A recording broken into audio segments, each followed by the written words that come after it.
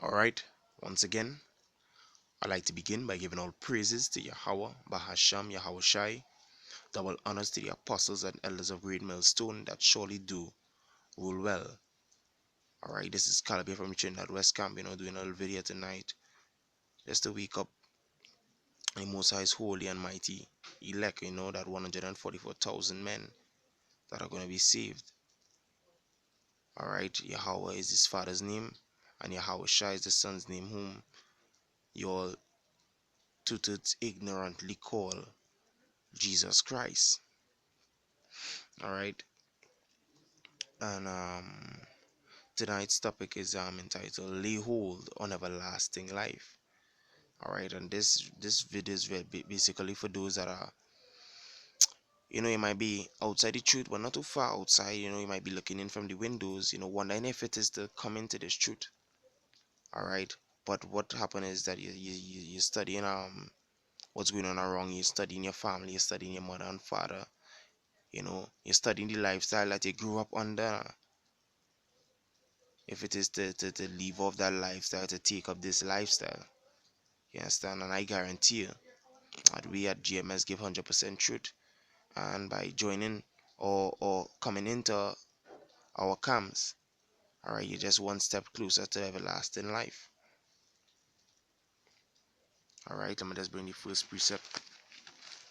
This is Luke chapter 18 and verses 28 to 30. Then Peter said, Lo, we have left all and followed thee.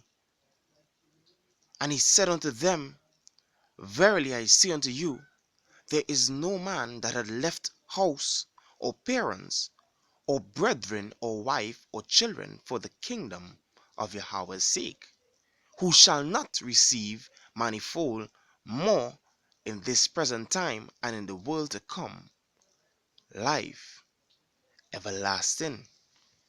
Yeah. So Peter saying to the Messiah, Yahushua, he's saying to him, we left all we have. We leave all. We leave all behind, and we come in, and we following you. You understand? And that is the first step. That is the first step you have to take. When you're coming into the street, you have to leave everything behind. Alright, you can't carry nothing with you. You can't carry no mindset with you. You can't carry no church doctrine with you. You understand? Your old behaviors, you have to try and pull off that. You know what I mean? Everything takes time, but as best as possible, as quick as possible, you try to put off these works of darkness that you used to practice or indulge yourself in when you was outside of Mashiach. Alright? And the scripture is saying here, there is no man that has left house or parents or brethren or wife or children for Yahweh's sake and have not received the deserved reward. You understand? Which is everlasting life. You understand? So you neglecting, or you putting off, or you leaving behind your past life, your life, following your parents, going to church, worshiping idols, your life of partying, your life of whatever. Leaving of that sinful life to come into this knowledge of the truth. You won't regret it. Alright, you shall reap the reward. Because sometimes coming into this truth, there's a big division, and mainly among family. You understand? And I'm a living testimony to that. Alright? And it is a struggle. Alright, but that struggle is nowhere compared to what you're gonna receive. If you hold on to this truth, we're gonna receive in the kingdom to come. Alright, but that's just fulfilling prophecies, all the struggles you're going through by coming into this truth, all the the havoc or the discord among you and your family, among you and your friends. You understand? You always one friend, but they turn enemies now because of this truth. So be it. Alright, that's just that prophecy fulfilling there. Alright, this is Matthew chapter 10 and verse 35. It says, For I am come. Salak, I'll start at verse 34. Alright. It says, Matthew chapter 10, verse 34, it says, think not that I am come to send peace on earth. I came not to send peace, but a sword. You understand? That is the Messiah talking there. He came not to send peace, but a sword. Our sword is a sword will divide things. You understand? You divide things. And that is what this word really is. That is why this word is the sharpest two-edged sword. Because this word, when you get in knowledge of the truth, you understand? It is really separate you from your family. It separates you from sinners. It separates you from people that are going on the wrong track. Alright? Verse 35. For I am come to set a man at variance against his father. You understand? So you might get in knowledge of the truth, receive the knowledge of the truth, and your father is a Baptist or Pentecostal or Seventh-day Adventist or Roman Catholic or Muslim. You understand? And you trying to show him, well, yeah, what's going on, dad? You're going on the wrong path. But he don't want to hear that because he all puffed up and proud. And he saying to himself, I is the father and I is the man of this house. Alright? That's what he's saying to himself. Alright? But at the end of the day, you are to hold fast to what you believe in. And that may cause discord or this unity among you and your dad. Alright? And the daughter against the mother, likewise daughters and mothers, alright, which will really be seen, alright, and the daughter-in-law against the mother-in-law, and a man's foes shall be they of his own household. So when you really come into the knowledge of this truth, those that you call loved ones, your once called loved ones, those that you once, how to say it, those that you once cling to, they become your foes when it pertains to the truth. You understand? But here is the sweet part. Verse 37. He that loveth father or mother more than me is not worthy of me. And he that loveth son or daughter more than me is not worthy of me. So you got to show yourself worthy by standing up for the truth against whoever it may be. Alright? You don't just follow because I'm a mother, I'm a father, I'm a brother, I'm a sister. You got to stand fast. You got to be rooted and grounded in this thing. You got to come in and make yourself established in this truth. Despite who say what, who say that. You understand? You know to yourself, you fully persuade in your own mind that this is the truth. Come in. Lay hold on everlasting life. You understand? And sometimes you may not want to become enemies with your family. You may not want to become, be at variance with them. But the thing is, when you're trying to lay hold on something else, when your hand full, what has happened is, or you have something in your hand and you're trying to hold on to something else, whatever you had in your hand will fall out. It will fall out. You understand? And that will take place when you sincerely trying to hold on to that everlasting life. Whatever you had in your hand before it is fall out. You understand?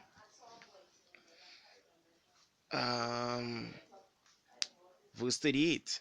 And he that taketh not his cross and followeth after me is not worthy of me. You got to take up that cross. You understand? Family might move in left, but you got to continue to move right. You understand? They might move left. Let them move left. You move right. And moving right is staying on this path. Calling upon the right name, Yahweh, Bahasham, Yahweh Shai. There is no greater name. There is no greater name. Not Jesus, not Bulaman Jesus. You understand? Not Edomite Muhammad. Not worthless Allah. Not dead and gone Selassie. You understand? But Yahweh Bahasham Yahweh Shai. Alright? It is Romans chapter 6 and verse 20. It says, "For when you were servants of sin, you were free from righteousness. What fruit had ye then in those things whereof ye are now ashamed? For the end of those things is death." Yes, so the end of the past life, where you was doing when you was going in church and worshiping JC or Muhammad, the end of those things is death, because that's idolatry. Those gods are false gods. Alright? Sweet part, verse 22. "But now, being made free from sin, and become servants to Yahweh Ba'asham Yahushai, ye have your fruit unto holiness, and the end everlasting life." And that is where you need to hold on to, brethren. Everlasting life. You understand? And the word holiness, as mentioned, that word holy, what the word holy means? Separate. Say, yes, there will be separation. You have to accept it. There will be separation.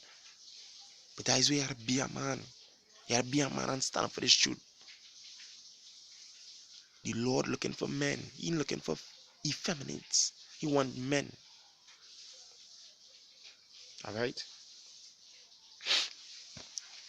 The book of Matthew, chapter 24. Matthew chapter 24 and verse 38. It says,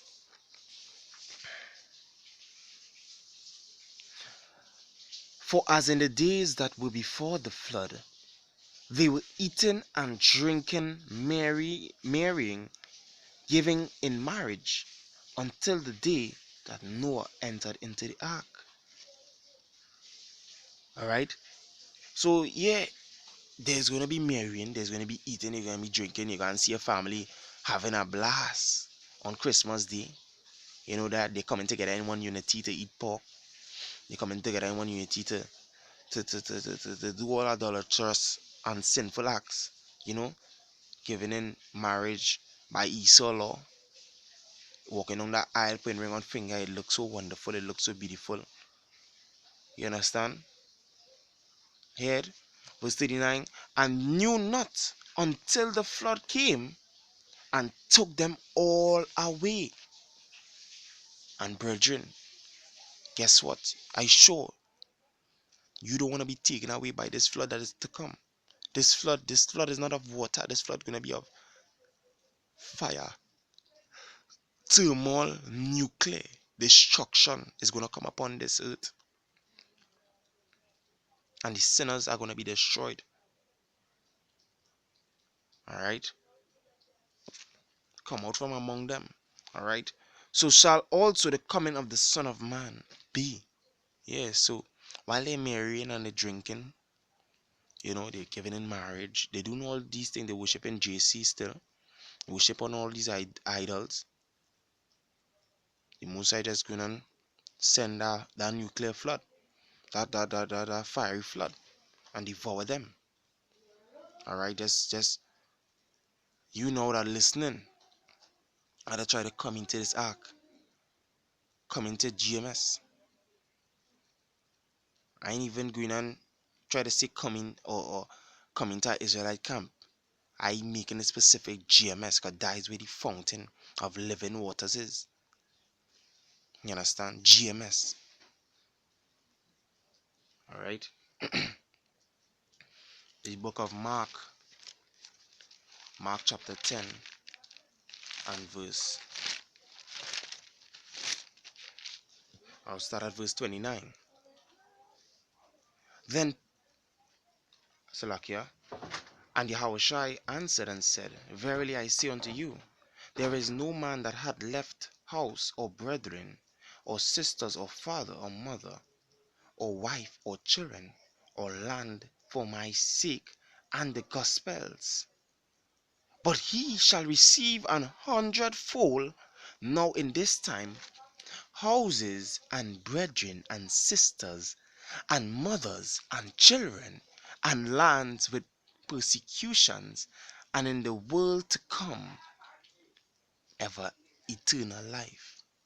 The world to come, eternal life. Be mindful, always be mindful that there's a world to come. And this kingdom, as we see, it is very short. Its duration, it's very short. Its end is near. As we see with the World War III that is soon to come, in my next video, I'll give more details pertaining to that. Alright? But this kingdom, alright, is soon coming to an end. Alright? And there's a world to come, a world of righteousness, a world of holiness, a world of uprightness, a world of just rulership. Alright? That is the world that is to come. The last precept here. This is from the book of Luke. I get here quickly. Luke chapter 14. Luke chapter 14 and verse 26. It says, "If any man come to me and hate not his father and mother and wife and children and brethren and sisters, yea, and his own life also, he cannot be my disciple." Yeah. So if any man come into this truth, alright, you come into this truth and you don't count your life or your mother or brother or your father's less than the Most High, Yahweh Hashem Yahushai, you understand? You are not worthy of being called his disciple. The Most High is supposed to be first place in your life. Alright? First place in your life. That is how it's supposed to be. And in this same chapter, it goes on to talk about whosoever buildeth a tower. You understand? Whichever you intending to build a tower, sit it not down at first and count the cost. You understand? When you come into this truth, there will be separation. You just have to be a man and stand for what you believe in. Stand for the right thing. And I here to tell you tonight, through experience, through personal experience, Yahweh Hashem Yahushai is the way. Alright? I just hope this video is edifying. You know? And until next time, I'd like to say shalom. Stay strong.